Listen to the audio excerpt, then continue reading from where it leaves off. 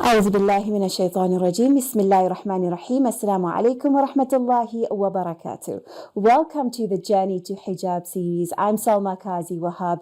We're going to delve deeper into what the hijab symbolizes, what it means, its impact on you as a woman and those around you. We're going to be joined by several guests who are going to share their insight on what the hijab does for us as women and how we can embrace it with more love and passion, inshallah, from a hijab perspective as well as haya and modesty. Joining me today is a well-known life coach and personality that we all know and love, Zaahida Mahomedy. Assalamu alaikum wa rahmatullahi wa barakatuh and welcome. Wa alaikum salam wa rahmatullah. It's so good to be here. Thank you.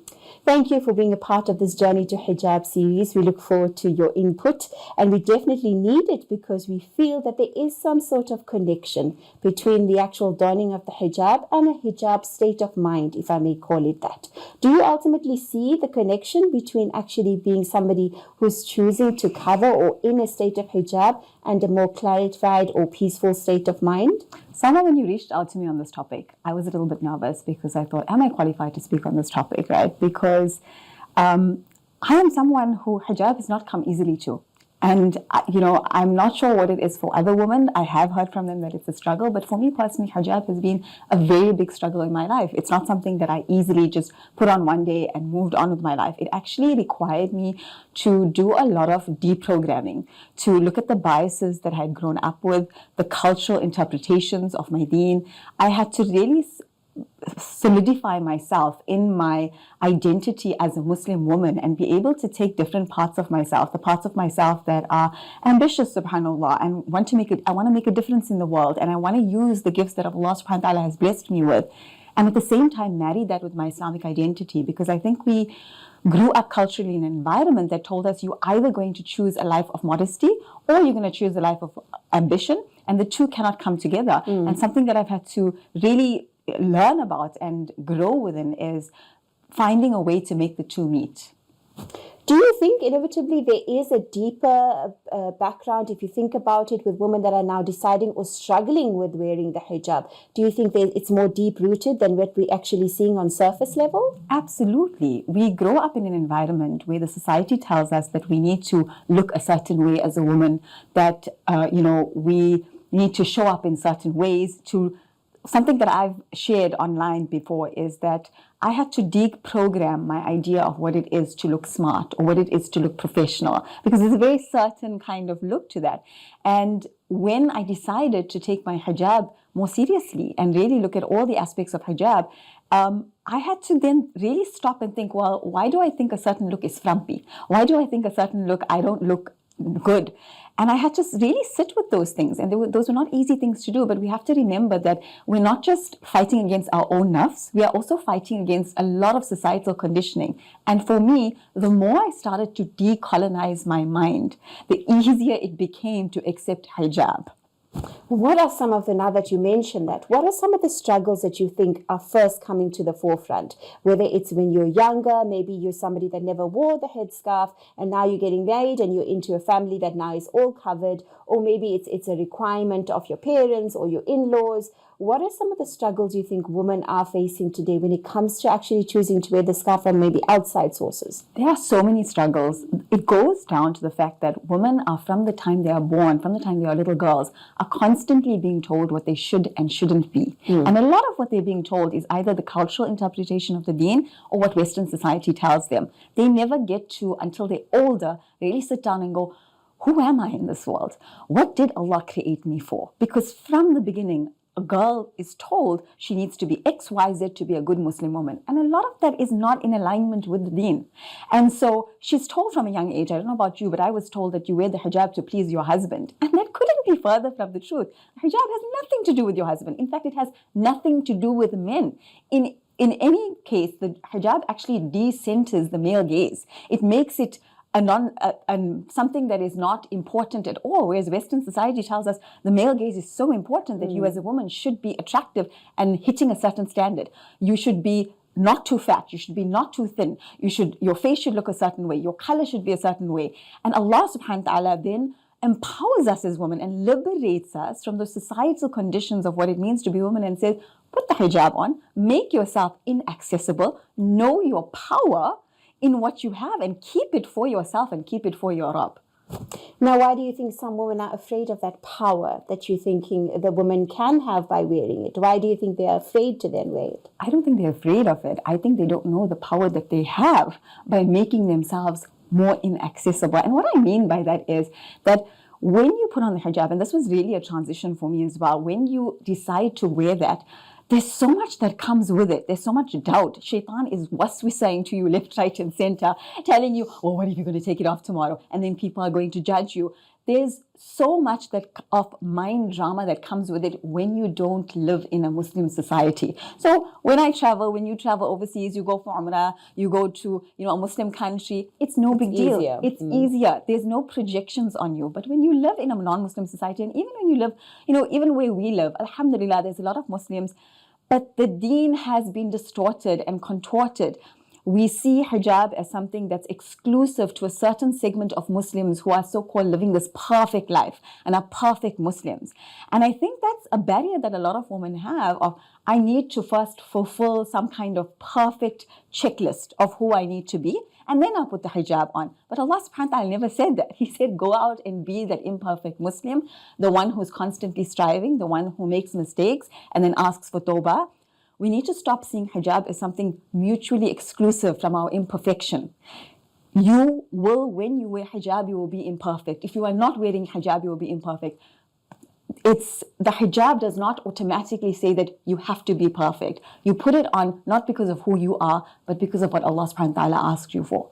I love that, because even though you are struggling, at the end of the day, it is a requirement. You're accepting that requirement, but at the same time, you are also accepting that you are on a path of your own. And that's why the series is called Journey to Hijab. It is a journey. What are some of the first things you think you encounter on this journey, if you were to look at it that way?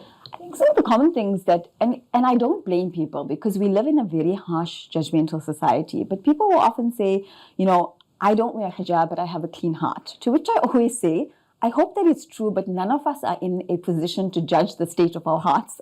Only Allah subhanahu wa ta'ala can judge my heart or your heart. And at the end of the day, striving to make your akhlaq better is not separate from putting on the hijab. They are not, again, two mutually exclusive things. You don't say, I either do this or either do that. You're putting on the hijab. It's a very, very hard thing to do because, again, your ego comes roaring. It is a really, really hard. And in a society where even the men in our community, may Allah forgive us, the men in our community don't take their hijab seriously. Some of them don't even know they have a hijab to adhere to. So a lot of what we see as acceptable is from cultural programming. And so when I'm talking about decolonizing, I mean decolonizing on a level where Western interpretations of who we should be as women in society need to be questioned, but also your Desi community. What your aunties are telling you, what your people around you are telling you, rethink that. When they're telling you this is more Islamic or this is better or this is appropriate, don't take it at face value. Go learn your deen for yourself, and then you will connect to Allah's word. And it won't be because XYZ is telling you need to do it to be a better Muslim. You will do it because it is an act of submission to your Lord. I love that. Ultimately, you're going to do it for the right reasons and with the right purpose. So let's look at somebody, for example, that is now decided to wait. What sort of impact would that have on her if she's doing it purely because so-and-so has told her to do it out of fear for the husband or the partner or something, that if we're specifically talking about the woman, and maybe we can touch on the men later on. What sort of toll, what is that putting into her mind, or how is that conditioning her? If anyone follows me on social media, they know I talk a lot about people pleasing. And I talk about people pleasing as a lived experience. I have recovered, and I guess I call it recovering people pleaser, because that shows up in us every now and again, subhanAllah, if we've been programmed to be that way.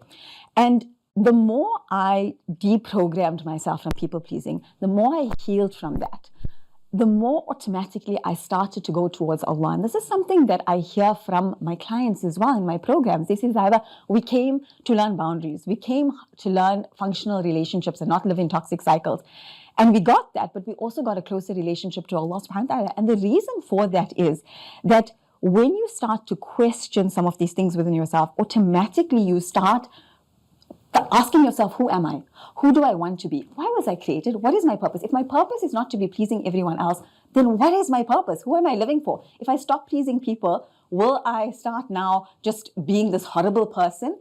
And through that journey, you automatically start to ask yourself some very hard questions about the choices you are making in your life, about the values you are upholding. So for a woman who is thinking about hijab or questioning herself or has something, before I decided to fully embrace this hijab journey, it was a couple of years of really things not sitting right in my heart and fighting with myself and fighting with my ego. So I think you have to be prepared for a lot of mind drama. Absolutely, I'm sure you would. Now, let's touch very quickly onto something you mentioned just now about the men and their concept of hijab. What have you noticed with that? And I don't want to go into your personal story yet. We'll do that straight after the break. But just quickly for us, what would it be for a man in hijab? So recently we went for Umrah, Alhamdulillah, may Allah take us over and over. But I have a 13-year-old and a 15-year-old son. And they kept asking me, Mummy, why are all these men next to niqabi women and their belly buttons are showing, their knees are showing? What is going on here? And I said to them, what is going on?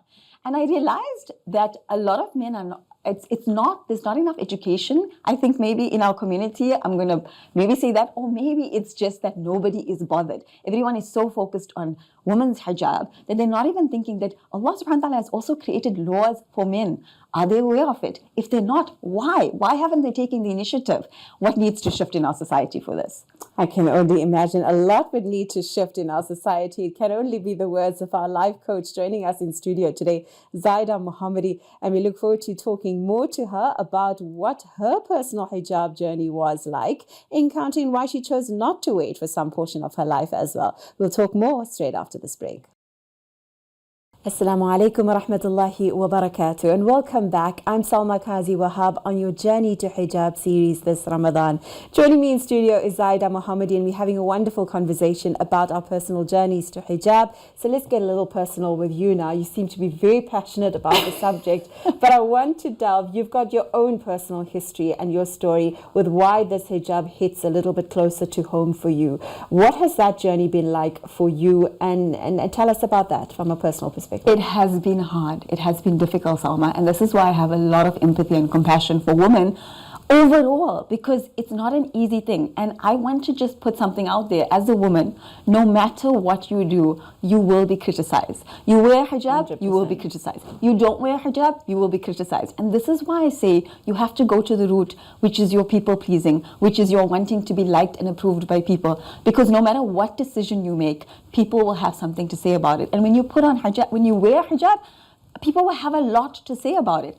So the more you can stand firm in yourself and know who you are and what your purpose in the world is, I think the more hijab becomes, I want to say easier, but it incrementally becomes easier because suddenly you're not doing it for anybody else. And I think that is the ultimate goal here.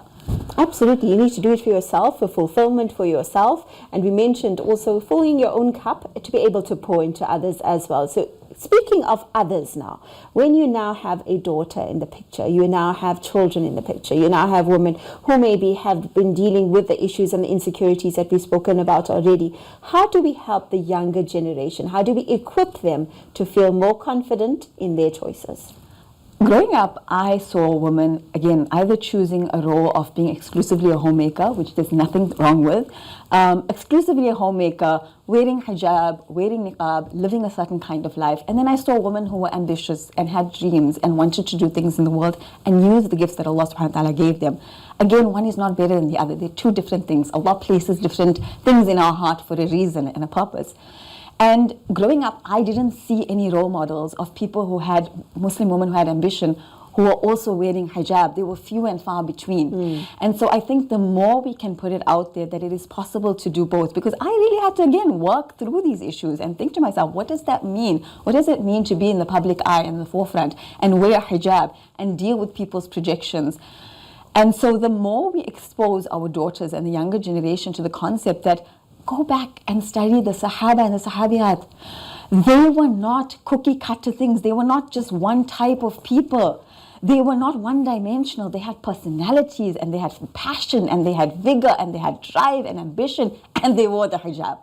So the hijab just became a natural part of their identity, and I think we need to go back to those roots. I love that, and I love that you bring those sahabiyat and the women, because that's what we need. We need those historical role figures, and to know that they were not just your average woman sitting behind the curtain. They were doing a lot with their lives. So how can we embrace that in a way forward where we can follow our conviction, our sense of conviction, with courage, and use that to grow ourselves, grow our own personalities, while still fulfilling whatever we want to?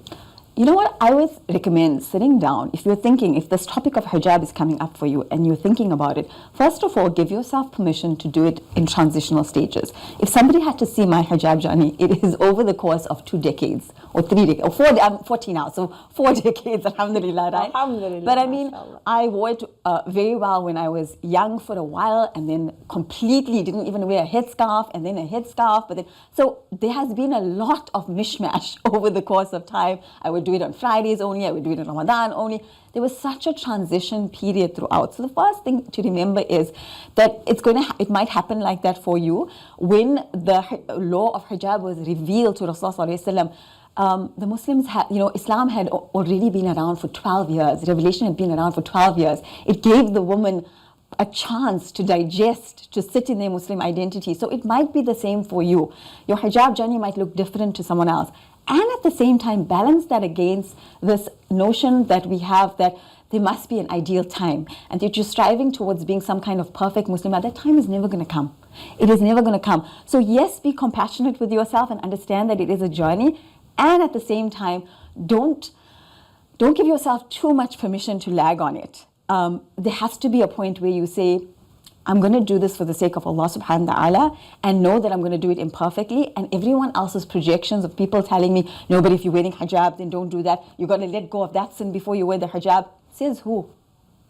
Says who? Allah subhanahu wa ta'ala didn't say, after you let go of all these sins, then you wear hijab. No. So I think we need to go back to basics and really focus on our relationship with Allah and deprogram ourselves. I've used that word a lot. Deprogram ourselves from what we've been taught. Now, somebody who does all of these life coaches, you're dealing with so many different types of people that are at this different points of their lives. Even if you just take hijab out of the equation, different issues, marital issues, so many different things, in-laws, whatever it may be, their own businesses, running of their business. So people are in different states of mind right now in the world. They're going through different things politically, spiritually, no matter what it is. Health issues are on the rise as well. Now, you are tackling all of these issues on a very public platform, and you are a woman in hijab. You are somebody that is very open about your children, what you're doing, what classes you're going for, whatever it may be. What sort of feedback are you getting from the public and the community? If that's okay to ask and to open up, share some of that with us. As somebody that is in the public eye, you are now in a position to help people. But you are a woman in hijab. Do you ever find negativity being towards you? Alhamdulillah, I think there's overwhelming positivity. Alhamdulillah. Alhamdulillah. But is there some negativity? Of course, you cannot be in the public platform and not have negativity. I will find that there are some people, again, who project their stuff on you. I had someone on TikTok the other day. Men are triggered. Men are triggered. Some men, I won't say all men, a certain segment of men who have not worked through their own stuff, not heal their traumas, they come and they get very triggered by a woman in hijab talking about things that are taboo and stigmatized. I'm wearing a hijab and I'm talking about money? Sis, so unspiritual to talk about money. Habibi, Allah subhanahu wa ta'ala talks about these things. It's part of the dunya, right? So I had someone online because I was talking about how Surah Kahf is more important than making your dal and rice on a Friday. And if you have to choose between the two, choose your Surah Kahf. I was amazed by how people were fighting for their lives in the comments, fighting for their dal and rice, saying, you don't know the state of our hearts. And somebody called me holier than thou for saying that. Honestly, I find it a little bit comical, but also at the same time, I understand that everyone is at a different level of their journey. So I think it comes back to this thing. People are always going to criticize you. At the end of the day, are you going to live your life for their criticism or approval? Or is this about you and Allah? Because that's who you're returning to. But then what do you then come to the point when you do say the criticism does come, the judgments do come, expectations are there. How do we then control that? Because that is a reality. And when people start maybe throwing facts and they say, but do you know this says certain thing about this or this certain say, and again, like you mentioned, we're growing up with that, being told what you should or shouldn't do. Of course, there's nothing wrong with that if it is correct guidance from your parents and nasiha and advice that is being given. How do you handle that, society's judgments, and not allowing that to become or manifest? I think you need to draw a distinction between society's projections and biases versus Allah's law. Right. We get the two very mixed up. And so your journey is to learn your deen for yourself. It's actually wild to me, and I'm saying this, I'm calling myself out on it first, but it's wild to me that we spend a few years in madrasa for an hour or two a day, and then for the rest of our lives we say, I know I'm Muslim, but do you actually know, are you aware of what Allah is speaking about to you? Are you aware of overall what your obligations and duties are towards Him and towards your fellow human beings according to Him? So I would say make a distinction between the two. There's a lot of cultural projections, like for example the dal and rice thing. It's a funny one. But the fact that people were saying, but no, you have to do khidmah and cook for your family. But Allah didn't say a 3-course, 4-course meal on a Friday. You can honestly do butter bread and toast and read your Surah Kahf and there would be no sin on you. Right? But the fact that people get it so mixed up and twisted of like the dal and rice has to happen, and then maybe if you have a chance the kahaf, but Allah will understand because the dal and rice, and someone went so far as to say you're breaking family ties by telling people. So I think we need to make a distinction between what is a cultural interpretation of Islamic law, because here this person equated family ties with dal and rice. They're like, if you take my dal and rice away, you took away my family ties. This is so interesting. So this is what I mean. We have to think deeper. We have to use critical reasoning, teach our daughters and sons critical reasoning, because that is part of being a strong believer, your ability to discern and filter. Oh, beautiful. I wish I had more time with you. Sister Zaahida Mahomedy, thank you so much for sharing that beautiful insight with us. It was very, very inspiring, and we need to continue this discussion for sure. Inshallah, Jazakallah khair. That was Sister Zaahida Mahomedy. Beautiful insight there on the hijab and what it could mean for your state of mind, and also handling it from a different perspective, thinking about it a little deeper than we normally would. Look at your daughter a little differently, and also look at the next person and her own struggle and her own journey. Each journey is unique. Each perspective is unique, and so is our relationship with Allah at the end of the day. The guidelines are there, the rule book is there, and it is what you make of it, inshallah. At the end of the day, Allah is the judge and He is the maker, and He is who we will meet at the end of the day. We cannot be in a position to judge the next person because we do not know the journey of the next person and where they're at what stage they may be. And that is why this particular series is called Journey to Hijab. So join me next time, same place, inshallah, as we continue our journey to Hijab with inspiring guests who will help us delve deeper and inspire ourselves by the journey to Hijab that we all are facing, inshallah. From me, Salma, Assalamu alaikum wa rahmatullah wa barakatuh.